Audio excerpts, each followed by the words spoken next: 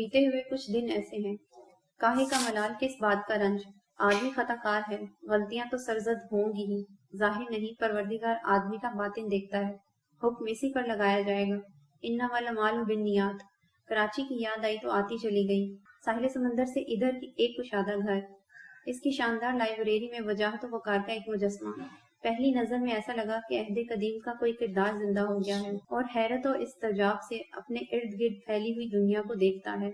इस लिखने वाले पर एतराज है कि वो कहानी को दोहराता है और ख्याल को भी दोहराना पड़ता है, इसलिए कि गाहे कोई तस्वीर दिल में उतर जाती है जो कभी रुखसत नहीं होती।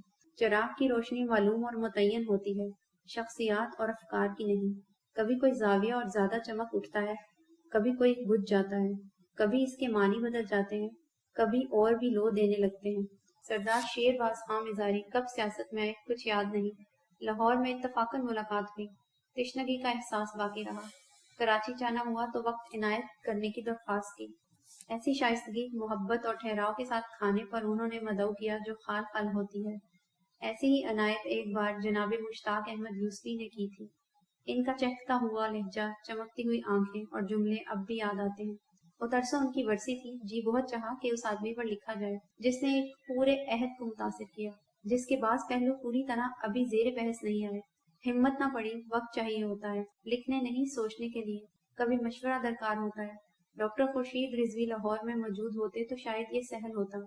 कुछ और दोस्तों से तबादला ख्याल हो सकता तो मुमकिन है ढंग की एक तहरीर लिखी जाती। यूसुफी साहब ने नाचीज को मशवरा दिया था कि अपने कॉलम मनो अन छाप दो। घोस्ट राइटिंग उन्होंने कहा था, इस तरह की तहरीरें कता वरीद के बगैर छापनी चाहिए। मुंतखब कॉलमों की 3 जिल्दें सराहने पड़ी हैं। ये नहीं चाहता कि अगलात और खामियों के साथ मनो अन शाया कर दी जाए। 5-6 कॉलमों पर नजरसानी की, चंद लफ्ज बदल डाले। दोस्तों का इसरार बहुत है लेकिन फुर्सत कमियाब। आखिर हफ्ता थोड़ा सा वक्त मैसर आता है, मगर मुसाफरत, मगर तकरीबात। आज मियाँ वाली जाना है, अगले हफ्ते लाहौर, फिर चित्राल और इसके बाद शायद कराची। जिज करने वाली मसरूफियत। तदारुक शायद ये है कि टेलीविजन को खैर बात कह दिया जाए। दिल ये चाहता है कि ज्यादा से ज्यादा आइंदा साल की इब्तदा में स्क्रीन से पिंड छुड़ा लिया जाए जो पूरी जिंदगी निकल जाती है। पैहम शोबदाबाजी, इसकी भूल भलियां। जनाब मुश्ताक यूसुफी से मुलाकात की रुदात फिर कभी। इकबाल ने कहा था, नाला है बुलबुले शोरीदा तेरा खाम अभी, अपने सीने में इसे और जरा थाम अभी। कोयल और बुलबुल का नगमा कभी खाम नहीं होता। दर्द से भरी एक लहर, होले होले जो दिल पर दस्तक देती रहती है, जो बुझी हुई यादों को ताज़ा कर देती है। शायर ने कहा था, जैसे बारिश खंडरात को उजागर कर डाले, बुलबुल तो महज एक अलामत है। शायद इससे मुराद वो कहने और लिखने वाले हैं जिनकी समो खराशी से दुनिया हमेशा भरी रहती है। ज़या बहुत है, खुदा की कायनात में ज़या बहुत। इजहार ज़ात की बेताब तमन्ना और इसका खरूश, शायद हम भी इन्हीं में से हैं। मीर साहिब ने कहा था, मुझको शायर ना कहो मीर के साहिब मैंने, दर्दो गम कितने किए जमा तो दीवान क्या। जब कोई मीर तक ही मीर इजहार के उफक पर नमूदार होता है तो अपने अहद में बहुत चमके या ना चमके सदियों तक बाकी रहता है। दरवेश से पूछा गया कि कशफुल माजूब उन्होंने कितनी बार पढ़ी है। फरमाया, मैंने पढ़ी नहीं, मुझ पर बीत गई है। जोश मली आबादी ने कहा था, जो कुछ हम बता रहे हैं जिंदगी नहीं, ये जिंदगी की नकल है। सरकार सल्लल्लाहु अलैहि वसल्लम के एक फरमान का मफहूम ये है कि आखिरी जमाने में साल महीनों की तरह, महीने दिनों की तरह और दिन चूल्हे में जलते चले जाएंगे। यही हमारी जिंदगी है, इन्हमाक ना इस्तगराक, मुसलसल एक भाग दौड़ और तकरीबन सब के सब बेमानी।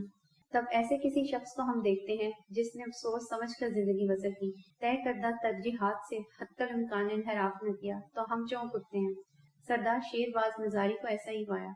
जो दोस्त मुझे इनके यहाँ छोड़ने गए थे, इनसे अर्ज किया कि आप भी शरीक हो जाइए। बोले, सरदार साहिब को आप जानते नहीं, वो अपनी खलबत और जलबत के निगहबान हैं, बेजा मदाखलत नहीं करते और बेजा मदाखलत पसंद भी नहीं करते। लाइब्रेरी में वो तशरीफ फरमा थे, लांबा कद, सफेद शलवार कुर्ता, चांदी ऐसे चमकते बाल। उम्र के इस हिस्से में जिसे बुढ़ापा कहा जा सकता है, लेकिन चेहरे पर उम्र रफ्ता का गुबार न था। खाना खाया जा चुका और चाय पी जा चुकी तो अचानक उन्होंने कहा, मेरी उम्र तो रायगा रही, मैं तो नाकाम हो गया। अर्ज उनसे ये किया था कि वो लाहौर तशरीफ लाएं। कौमी असेंबली की एक नशिस्त खाली होने वाली है, शहर वाले यकीनन इनका एहतराम मलहूज रखेंगे। कौमी असेंबली में उन्हें मौजूद होना चाहिए, मुल्क को उनकी जरूरत है। कहा, मुस्लिम लीग की खाली होने वाली नशिस्त नहीं, ये तो मुनासिब नहीं।